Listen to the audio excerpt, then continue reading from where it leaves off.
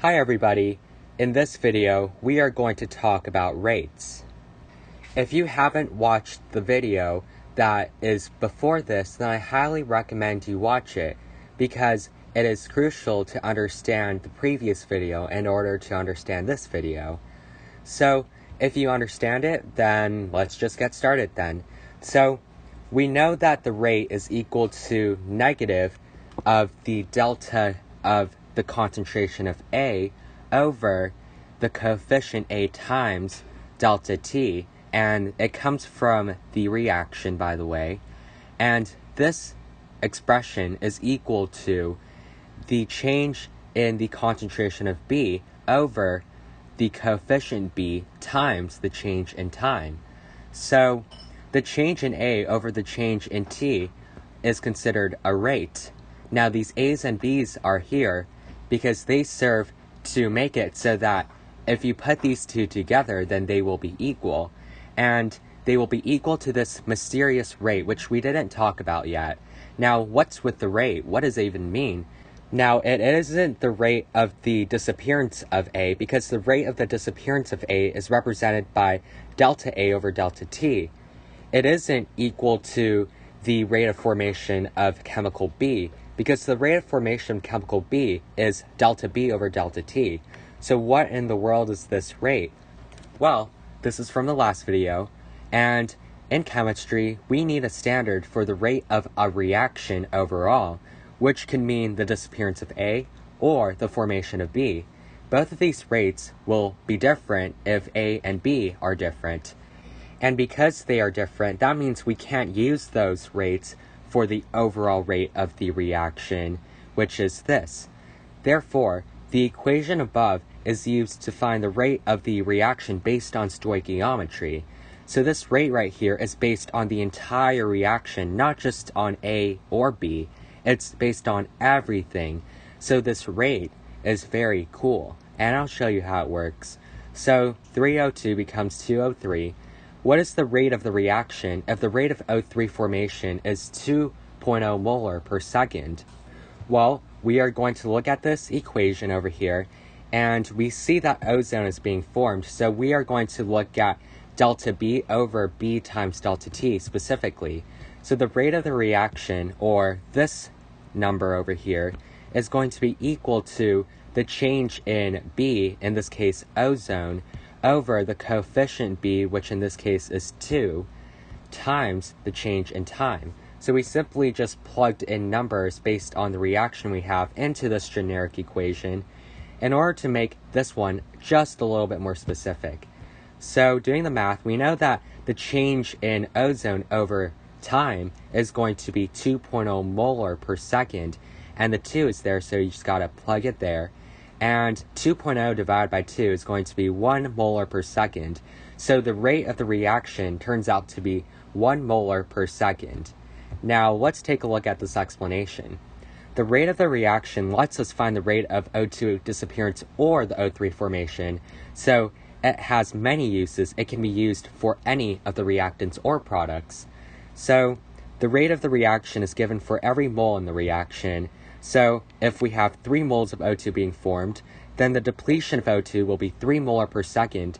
And this is because if the rate of the reaction is 1 molar per second, and since there are 3 oxygens, then we simply multiply the rate of the reaction by the coefficient 3 to get 3 molar per second. So 1 molar per second times 3 is 3 molar per second.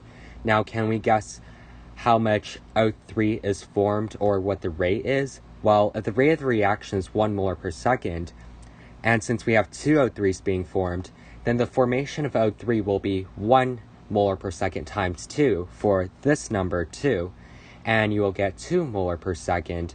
So this rate of reaction can be used to find the rate of disappearance of O2 or the rate of formation of O3. So it's multi-purpose. This lets us have one number for the reaction rate and lets us find the reaction rate for all the chemicals. So it's a very useful number, as I just said. Now, let's talk about what rate expressions are. Rate expressions basically give you the rate of the reaction, which is the same rate as the rate we found here. So the rate of the reaction is equal to K, a constant, or the rate constant, times the concentration of A to the X power, times the concentration of B to the Y power, times the concentration of C to the Z power, and so on, depending on the number of substances you have in the rate expression. Now we know K is a constant. Now what is X, Y, and Z? Well, X, Y, and Z are the orders of the reactants, or even products sometimes, but usually this doesn't happen. Orders are found experimentally or through mechanisms and not by the overall reaction.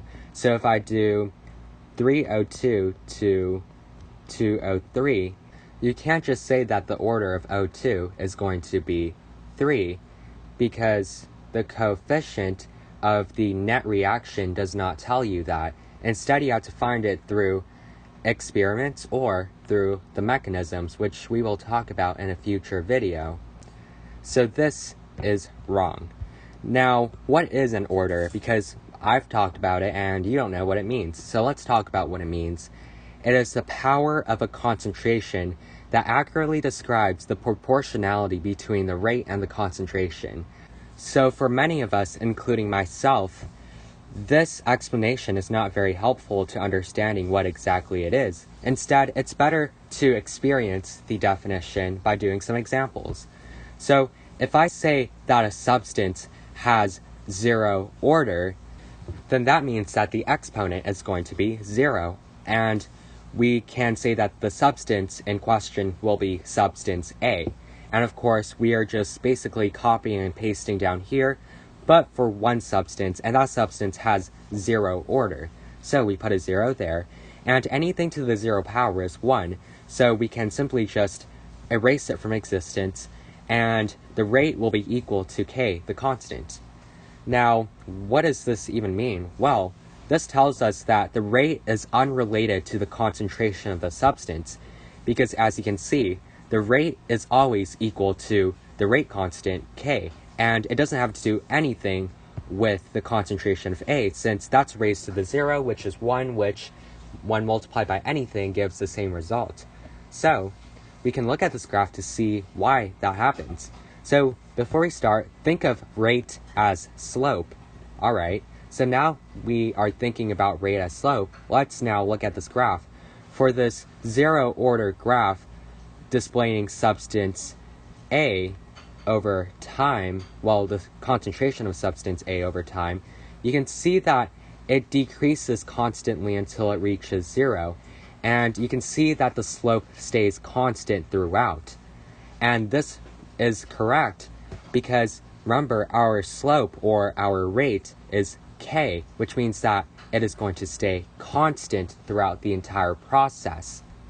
So because the rate is equal to K, or our slope is equal to K, then the slope of this graph will actually be equal to negative K. Now we will talk about why it's negative K, but don't worry about it for now. Just know that the slope stays constant throughout the process for a 0 order reaction.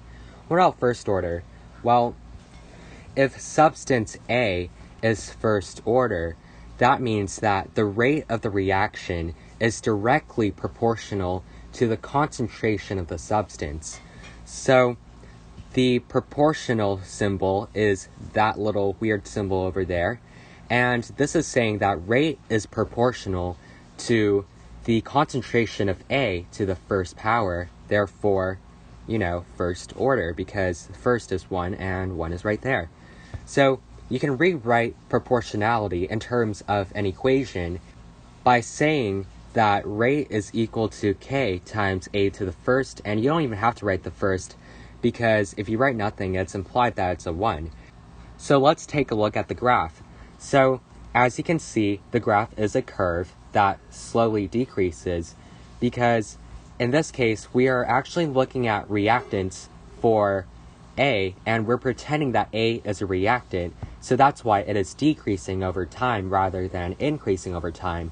And we will usually focus on reactants unless products come up, and that's really rare. So I wouldn't worry about that until you have to worry about that.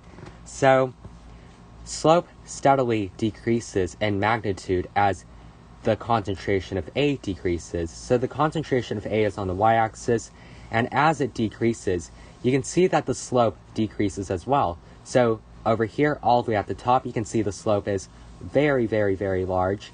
But as the concentration of A decreases, such as over here, you can see that the slope has decreased significantly. Now you're wondering, why are these slopes like touching the curve and not on the curve?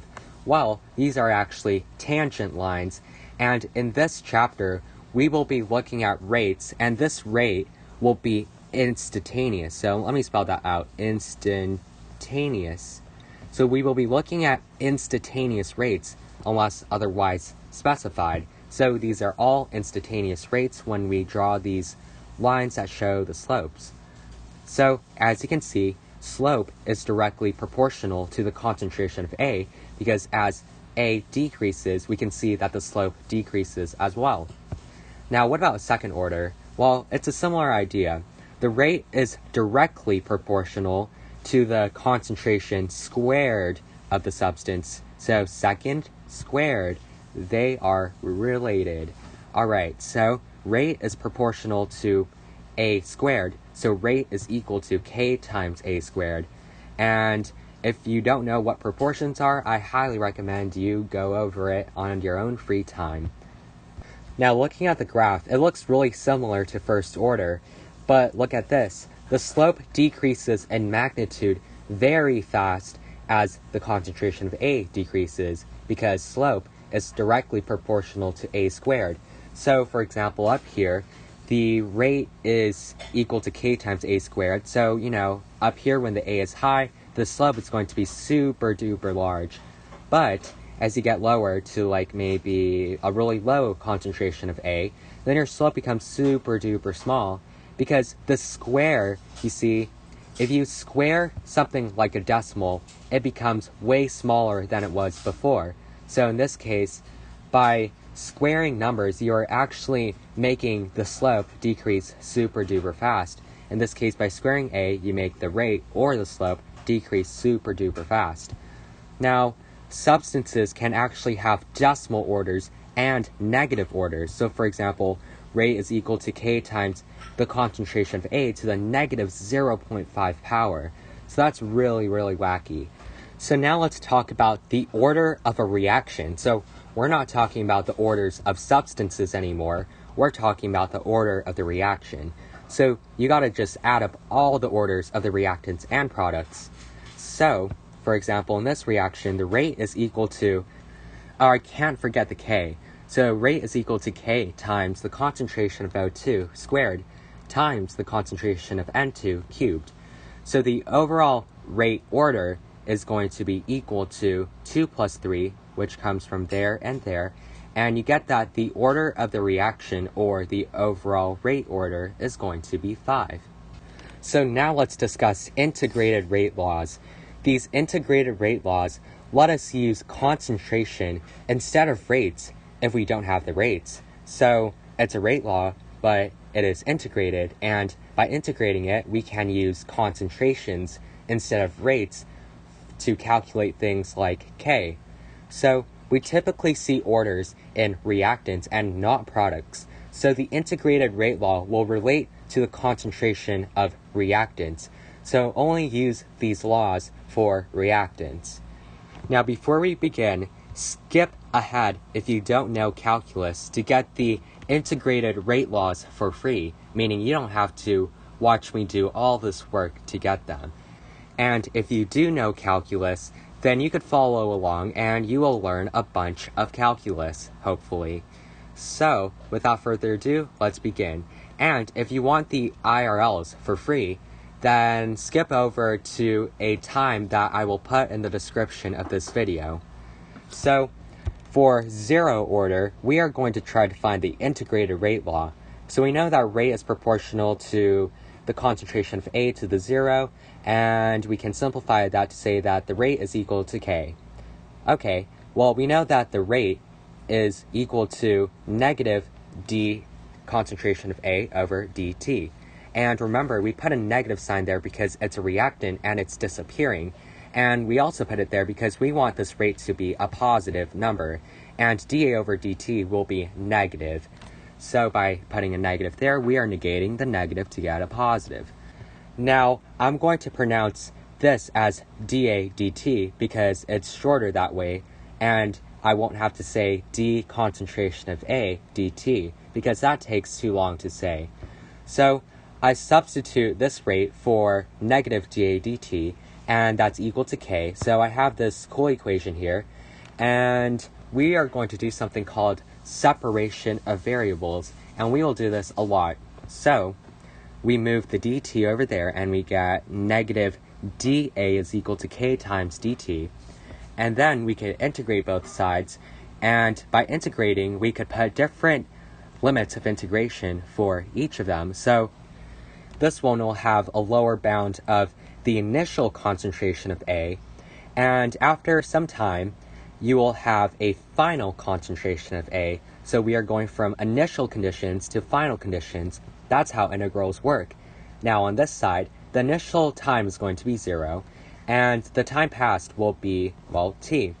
And notice how sometimes time might not start at 0, but what you want to do if it doesn't start at 0 is that you want to shift everything so that it's 0. So let's just say that the time started at 10 and the time ended at 20. Well, you could shift your perspective and say that time started at 0 and time ended at 10. They mean the same thing because the change in time is still 10. Well, I mean, they don't mean the same thing because this is after this in terms of time, but like, in this case, it doesn't really matter. Just shift it over to 0. So, solving the integrals on both sides, we get this and this. And I'm not going to explain how I did this because your calculus teacher, or maybe you're self-studying, or whatever you do to learn this, that will teach you how to do this. And right now, I'm just proving the integrated rate laws. So in your free time, you could maybe pause the video or go on some website to find the proof for these integrated rate laws and try to figure them out by yourself. It's a really good calculus challenge, honestly. So I do some more calculus and I get this and this. I do even more, well no, there's no more calculus here. It's just algebra. So I distributed the negatives and I get this. So I want to make sure that k is positive for simplicity because there are a lot of these integrated rate laws and you want to find a good way to keep things consistent. So in this case, I will keep kt as a positive number. So the integrated rate law for 0 order is going to be the initial concentration of A minus the final concentration of A, and that's equal to k times t. Now in the next video, I will show you how these equations are used, but for now, we're just proving them.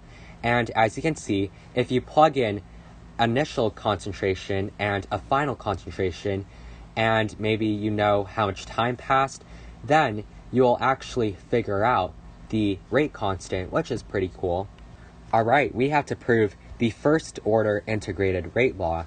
So we know that for first order, rate is equal to k times the concentration of A. So we also know that rate is equal to the negative dA dt, and this is equal to k times the concentration of A because I simply just substituted this for this. And then using separation of variables, I get this, and then doing integration on both sides with the same limits of integration as I did for 0 order. And then I did more calculus, and then I started to do more calculus by solving for the upper bound and the lower bound, and then I distributed my negatives, and then I got this, and then I used one of the logarithm rules to get this, and it turns out that the natural log of the initial concentration over the final concentration is equal to k, the rate constant, times t. So that's pretty cool. And now let's try to derive the second order integrated rate law, assuming that there's only one substance involved. So in this case, the one substance is A. Now we know that rate is equal to k times the concentration of A squared, and we could rewrite that as negative dA dt is equal to k times the concentration of A squared, and then we could do some more math and by math I mean calculus, or the separation of variables. And then after doing that, I integrate both sides with the same limits that I used before, and then I do some more math or more calculus, and then I do more calculus, and then I do some simplification, and I end up getting 1 over the final concentration of A minus 1 over the initial concentration of A to get K times T. Now, this one is very interesting. This is a second order integrated rate law, but this time we have two substances, each with an order of 1. If both substances start at the same initial concentration, we can use the other second order integrated rate law, because if they're the same initially, then they are essentially going to behave just like each other. So, for example, if A behaves like B, or in other words, if A and B start with the same initial concentration and go down the same line, then we can substitute B for A and say that, it's equal to K times A squared, and then that would be the one we just derived right before the slide. But in this case, if the substances don't start at the same initial concentration, we have a little problem. So the calculus for this one is going to be rough. That's why I said, this is going to be bad, with a sad face. So we have to actually do some assumptions here. The initial concentration of A is going to be lowercase a. The initial concentration of B is going to be lowercase b. The concentration of A at its final stages is going to be A minus X. And this minus X will just be the decrease in the concentration, and the decrease will be the same for both of them. And the final concentration of B will be lowercase b minus X. Now these lowercase a's and b's came from here, by the way. And now let's do some calculus. But before we begin, we need to do everything in terms of X, since the rate of change of X is related to how A and B change. For example, if X goes from 1 to 2, as in here and here, then A and B will decrease by 2 instead of 1, since remember, X just describes the decrease. So X starts at 0, because at T equals 0, there's no decrease in reactants. Since at T equals 0, no time has passed, and if no time has passed, how can anything possibly happen? And because of that, when time doesn't pass, nothing happens, which is why the change in substance will be 0 at T equals 0. So, as time flies, of course, X will steadily increase. And because X is steadily increasing, that means that the rate of change of X will be positive. This is Calculus 101, and dx dt is another word for rate. Well, more specifically, instantaneous rate. So, let's set dx dt equal to K times A minus X times B minus X. And if you remember, A minus X is going to be the final concentration of A. And the reason why we plug in AF here is because AF describes any concentration. And remember, in our rate expression, the concentration of A is constantly changing, and that's why it's a variable. So since AI is going to be a constant, since that always stays the same as A, and since AF will be constantly changing, since the X will be constantly changing, then that means that this right here, this concentration of A in our rate expression, will actually represent the final concentration of A, or maybe just any concentration in general. So we're going to plug those in and that in, and then you're going to do some separation of variables, and then you're going to integrate both sides. But hold up, it's going to be a lot more complicated than just taking the integral, because you have to do something called partial fractions. So we have to split this into 2, and this will allow us to take the integral of those fractions. So doing some cool math, and you can pause the video anytime when you're confused. So I'll just scroll down. This beautiful math will show, and I calculated A and B. So the calculation for B is here, the calculation for A is here, and I plugged them in here and here, and I was able to rewrite this gigantic, enormous fraction into something that looks more manageable in terms of integration. So down here, I rewrote it, and this right here, which was really hard to integrate at first, is actually equal to all this. And on the next slide, I simply transferred it, and I now have this factored form of the previous expression. So I factored out 1 over a minus b, as you can see. And then I had to put it back in, let's see, where did I put it back? I had to put it back inside the integral because we were solving for that in the first place, and all we needed to do was change this gigantic fraction into something more manageable. So we did change it into something more manageable right here. And then what did I do next? I pulled out 1 over a minus b because a and b are constants in this case. And what I did next was that I put 2 negatives. And remember, putting 2 negatives is fine because they cancel out to become positive 1, which does nothing.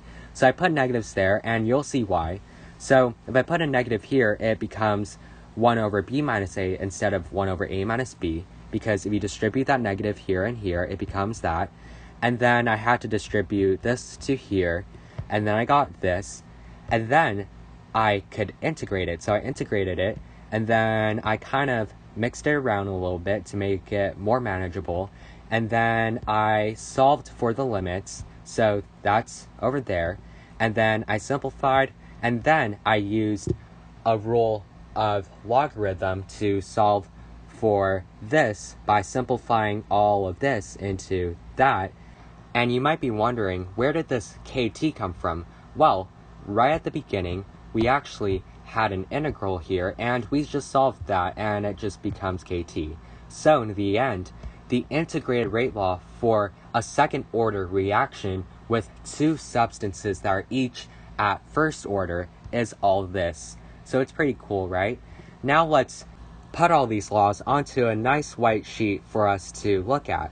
So you could pause the video and look at these and admire all the work that I put into solving these integrated rate laws. So here, here, here, and here.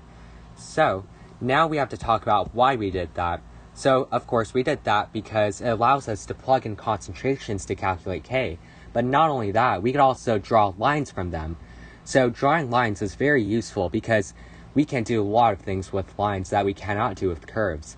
So for the zero order reaction, we have, of course, the integrated rate law here, and we moved it around so that it becomes mx plus b equals y, or the slope-intercept form, and graphing it, you get that. So the slope is negative k, the y-intercept is the initial concentration of A, and the y-axis will have the concentration of A at the end, or at any point of time, and of course your x-axis is time.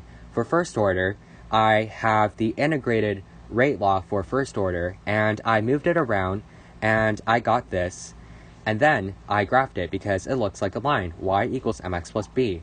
Y is ln of the final concentration of A, and sometimes people don't put the final concentration because this is just the concentration after any time t, so maybe people put t sometimes there, but I like putting f because it shows like the end result, and at any end result you get, a certain concentration. So the y-intercept is ln A of I, and then the slope is negative k, and for second order, for one reactant, I wrote the integrated rate law and I moved it around, and I got y equals mx plus b, and the y-intercept is 1 over ai, the slope is k, and the y-axis will actually be 1 over af, and the x-axis is always t. Now, what about this gigantic equation? Well, I moved it around too, and you get y equals mx plus b, and the y-intercept is 0, which is pretty cool. The slope is equal to k times the concentration of b initially minus the concentration of A initially, and the y will be this gigantic mess which comes from here, and your x-axis is time. So we basically found a way to make all of these ordered reactions turn into lines. So lines are super useful, and in the next video we will see why they are useful. So thanks for watching. Have a wonderful day, everybody.